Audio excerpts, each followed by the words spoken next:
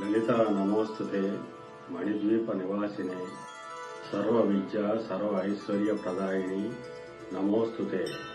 శ్రీమాత్రే నమః. శ్రీమాత్రే నమః. మిత్రులందరికీ శుభోదయం. వృశ్చిక లగ్న జాతకులకి ఆదివారం ఏ హోరాకాలాలు ఎటువంటి ఫలితాలు ఇస్తాయనే విషయం మనం తెలుసుకుందాం. వీరికి ఆదివారం రేవహోర ఉన్నత అధికారులను కలవడానికి కానీ రాజకీయ నాయకులను కలవడానికి కానీ ఉపయోగపడుతుంది. చంద్రహోర సమస్త సౌకర్యాలకు కూడా ఉపయోగపడుతుంది. కుజహోర వ్యవసాయాది కార్యక్రమాలకి అనుగుణంగా ఉంటుంది. బుధహోర తీవ్రమైనటువంటి వ్యతిరేక ఫలితాలు ఇచ్చేటువంటి అవకాశం ఉంటుంది. గురుహోర సమస్త సౌకర్యాలకి ఉపయోగపడుతుంది. శుక్రహోర కూడా సామాన్యంగా ఉంటుంది. శనిహోర అతి తీవ్రమైనటువంటి వ్యతిరేక ఫలితాలు ఇచ్చేటువంటి అవకాశం ఉంటుంది.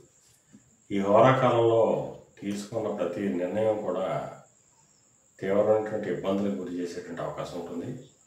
అందువల్ల వృశ్చిక లగ్న జాతకులు ఈ శనిహోర కాలంలోని బుధహోర కాలంలోని ఎటువంటి నిర్ణయాలు తీసుకోకుండా అప్రమత్తంగా ఉండడం చాలా అవసరం.